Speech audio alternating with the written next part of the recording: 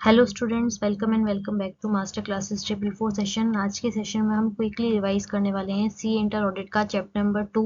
तो इसमें हम कवर करने वाले हैं ऑडिट प्लानिंग, ऑडिट स्ट्रेटेजी और ऑडिट प्रोग्राम का मीनिंग। तो स्टार्ट करते हैं विद दी ऑडिट प्लानिंग। तो देखिए SA 300 कवर करता है planning and audit of the financial statements. अब देखिए SA 300 deals with the auditor's responsibility to plan and audit of the financial statements, यानी जो प्रॉपर ऑडिट होने वाली है वो किस तरीके से होने वाली है, उसका नेचर, टाइमिंग, एक्सटेंट क्या रहने वाला है। तो SA 300 के अकॉर्डिंग ऑडिटर ये ऑडिट प्लान तैयार करता है और जो कि डिस्क्राइब करता है, it states that the objective of the auditor is to plan the audit. इस तरीके से ऑडिट प्लानिंग करनी है so that it will be performed in the effective manner. अब इफेक्टिव का मतलब होता है स्टूडेंट्स यहाँ पे कि जो ऑब्जेक्टिव था ऑडिटर का वो उसने फाइनली अचीव कर लिया है ऑडिट में, तो वो तो होता है इफेक्टिवनेस। दूसरा एक कीवर्ड आता है इसमें एफिशिएंटली। इफेक्टिव का मतलब होता है कि जो ऑब्जेक्टिव था वो ऑडिटर ने अचीव कर लिया है, और एक एफिशिएंटली अचीव कर लिया इसका मतलब कि कम से कम रिसोर्सेज में ऑडिटर ने अपना ऑडिट प्रॉपरली कंप्लीट किया है। अब नेक्स्ट आता है planning activities to be performed by the auditor. तो ऑडिटर सबसे पहले एस्टेब्लिश करेगा ओवरऑल ऑडिट स्ट्रेटेजी, यानी एक ब्रॉड अप्रोच बनाएगा किस हिसाब से ऑडिट परफॉर्म की जाएगी, उसकी स्ट्रेटेजी क्या रहनी चाहिए। नेक्स्ट यहाँ पे उस स्ट्रेटेजी बनाने के बाद सेकंड स्टेप में ऑडिटर डिटेल्ड में एक ऑडिट प्लान डेवलप करेगा। तो ये दो तरीके की प्लानिंग एक्टिविटीज होती हैं।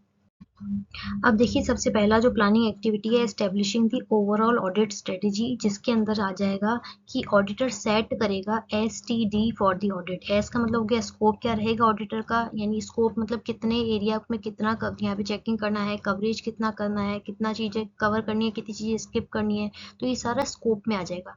टाइमिंग मतलब कितने एरिया को कितना टाइम देना है, कट ऑफ प्रोसीजर का टाइमिंग क्या होगा, इंटरिम पीरियड के लिए अगर चेकिंग हो रही है तो उसका टाइमिंग क्या होगा। डायरेक्शन का मतलब होता है कि अपनी टीम को किस हिसाब से डायरेक्ट करेगा, उनके काम को किस हिसाब से सुपरवाइज करेगा, गाइड कैसे करेगा अपनी टीम को। तो ये सारी चीजें इसमें सेट करने के अंदर आ जाती है। STD ऑफ द ऑडिट यानी ओवरऑल ऑडिट स्ट्रेटजी सेट करना, मतलब STD सेट करना। अब देखिए जो कि ऑडिटर को गाइड करेगा, यानी ये ओवरऑल ऑडिट स्ट्रेटजी यहाँ पे बनाना, एस्टेब्लिश करना ऑडिटर को गाइड करता है for the development of the audit plan. जैसे कि मैंने आपको बताया कि यहाँ पे ऑडिट स्ट्रेटेजी एक ब्रॉड अप्रोच है, इसके बेसिस पे ऑडिटर STD यानी स्कोप, टाइमिंग, डायरेक्शन सेट करता है, और उसके बाद नेक्स्ट लेवल पे आता है कि इस स्ट्रेटेजी के बेसिस पे एक डिटेल्ड ऑडिट प्लान यहाँ पे तैयार होता है।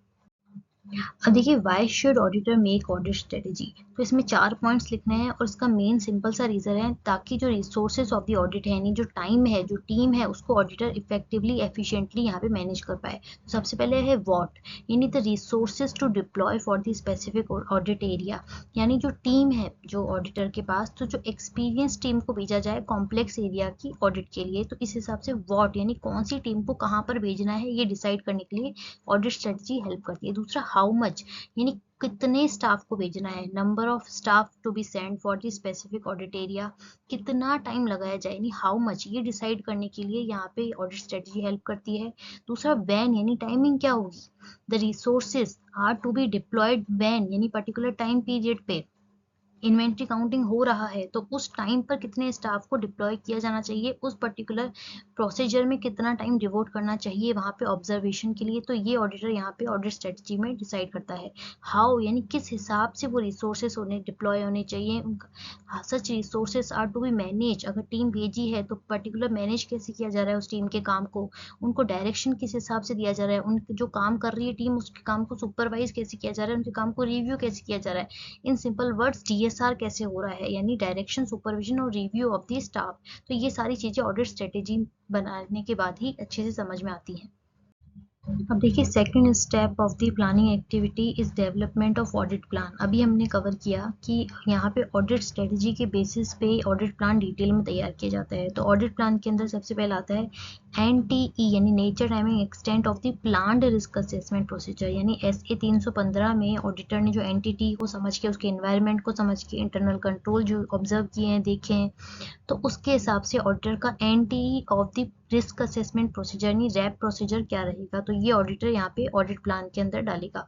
दूसरा NTE of the planned further audit procedure यानी FAP, यानी nature, timing, extent of the planned further audit procedure at the assertion level, यानी 315 में तो उसने यहाँ पे देखा था कि रिस्क असेसमेंट प्रोसीजर कितना रहेगा, तो ये पर्टिकुलर रिस्क असेसमेंट प्रोसीजर करने के बाद ऑडिटर क्या डिसाइड करता है कि फर्दर ऑडिट प्रोसीजर उसको कितने करने हैं, तो उनका नेचर, टाइमिंग, एक्सटेंट क्या रहने वाला है, तो ये ऑडिट प्लान के अंदर ऑडिटर यहाँ पे डिस्क्राइब करेगा।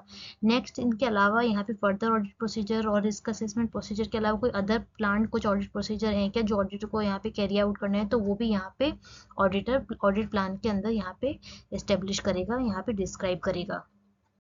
हाँ, one of the very important topic, relationship between the audit strategy और ऑडिट प्लान। तो हमने ब्रीफली तो कवर कर ही लिया कि ऑडिट स्ट्रेटेजी तो ओवरऑल एक अप्रोच होता है और ऑडिट प्लान वो डिटेल्ड में होता है।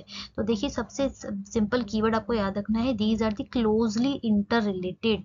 तो जब भी क्वेश्चन आए कि इन दोनों में क्या रिलेशनशिप है, तो मेन कीवर्ड आपको अंडरलाइन करके देखना है कि लिखना है कि these are the closely inter related.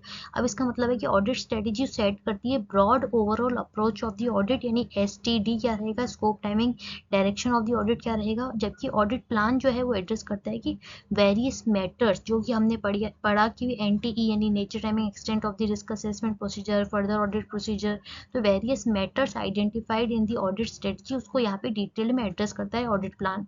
Audit plan describes how audit strategy is going to be implemented, यानी इम्प्लीमेंट कैसे होगी ऑडिट स्ट्रेटेजी जो बनाई गई है। Next, it is more detailed, यहाँ पे ऑडिट जो प्लान होता है वो डिटेल्ड होता है, that include the nature, timing and extent of the audit procedures to be performed by the engagement team members. अब देखिए लास्ट पार्ट, ऑडिट प्रोग्राम क्या होता है, तो audit program consist the series of the verification procedure.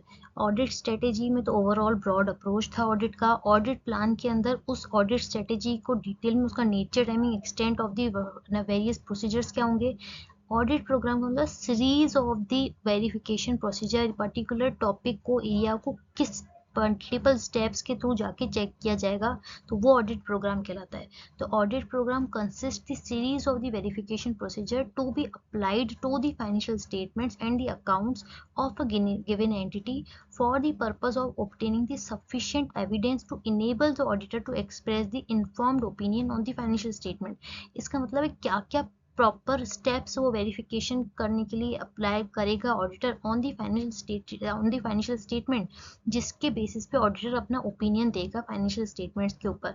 अब इसका example देखिए, अगर यहाँ पे ऑडिटर को वाउच करेगा, फ्यू सेल्स इनवॉइसेस चेक करेगा, ट्रेस करेगा invoices into books of accounts से उसको एक बार क्रॉस चेक करेगा, कुछ इनवॉइस बिल को, यहाँ पे इनवॉइसेस को वो ईवी बिल से भी क्रॉस चेक करेगा ऑनलाइन पोर्टल पे जाके। तो इस हिसाब से यहाँ पे ऑडिटर यहाँ पे particular series of the step लेगा to check the sales of the particular entity, जिसके बेसिस पे जाके वो सफिशिएंट यहाँ पे अप्रोप्रिएट ऑडिट एविडेंस गैदर कर पाए और ओपिनियन दे पाए। तो स्टूडेंट्स, ये था हमारा briefly meaning of the audit planning, audit strategy, audit program, जो कि आपके सी एंटर ऑडिट के चैप्टर नंबर 2 में दिया गया है। तो आई होप आपको ये ब्रॉड यहाँ पे इसकी डेफिनेशंस, मीनिंग समझ में आई हो। For more such content, please like and subscribe our channel. Thank you so much.